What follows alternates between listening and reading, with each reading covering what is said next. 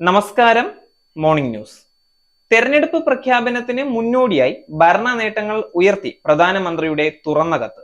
140 കോടി ജനങ്ങളെ കുടുംബാംഗങ്ങൾ എന്ന് അഭിസംബോധന ചെയ്താണ് കത്ത്.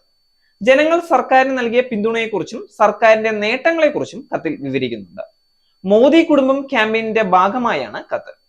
ജനങ്ങളുടെ ജീവിതത്തിൽ ഉണ്ടായ മാറ്റമാണ് കഴിഞ്ഞ 10 വർഷത്തിനിടയിലെ ഏറ്റവും വലിയ നേട്ടമെന്നും പാവപ്പെട്ടവരുടെയും കർഷകരുടെയും സ്ത്രീകളുടെയും യുവാക്കളുടെയും ജീവിതത്തിന്റെ ഗുണമേന്മ ലക്ഷ്യം വെച്ചുള്ള സർക്കാരിന്റെ പ്രവർത്തനമാണ് ജനങ്ങളുടെ ജീവിതത്തിൽ ഉണ്ടായ പരിവർത്തനത്തിന്റെ കാരണമെന്നും പ്രധാനമന്ത്രി കത്തിൽ പറയുന്നു. ലോക്സഭാ തെരഞ്ഞെടുപ്പ് ഇന്ന് പ്രഖ്യാപിക്കും. തെരഞ്ഞെടുപ്പ് കമ്മീഷൻ 3 മണിക്ക് വിഗ്യാൻ ഭവനിൽ വാർത്താ സമ്മേളനം നടത്തി തീയതികൾ പ്രഖ്യാപിക്കും. 7 ഘട്ടമായാണ് ഇത്തവണ തെരഞ്ഞെടുപ്പ് നടത്തുക എന്നാണ് സൂചന. ഒഡീഷ, സിക്കിം, അരുണാചൽ പ്രദേശ്, ആന്ധ്രാപ്രദേശ് എന്നിവിടങ്ങളിലെ നിയമസഭാ തെരഞ്ഞെടുപ്പുകളുടെ തീയതിയും ECI പ്രഖ്യാപിക്കും. പുതുതായി തെരഞ്ഞെടുക്കപ്പെട്ട തെരഞ്ഞെടുപ്പ് കമ്മീഷണർമാരായ ഗ്യാനേഷ് കുമാർ, സുഖ്ബീർ സിംഗ് സന്ധു എന്നിവരും വാർത്താ സമ്മേളനത്തിൽ പങ്കെടുക്കും. കഴിഞ്ഞ വർഷം 7 ഘട്ടങ്ങളിലായാണ് പൊതു തെരഞ്ഞെടുപ്പ് നടന്നത്.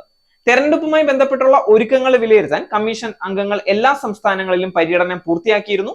പ്രഖ്യാപനം നടത്തി 60 ദിവസത്തിനുള്ളിൽ നടപടികൾ പൂർത്തിയാവും. കഴിഞ്ഞ തവണ ഏപ്രിൽ 11 തുടങ്ങി മെയ് 19 വരെ 7 ഘട്ടങ്ങളിലായാണ് തെരഞ്ഞെടുപ്പ് നടന്നത്.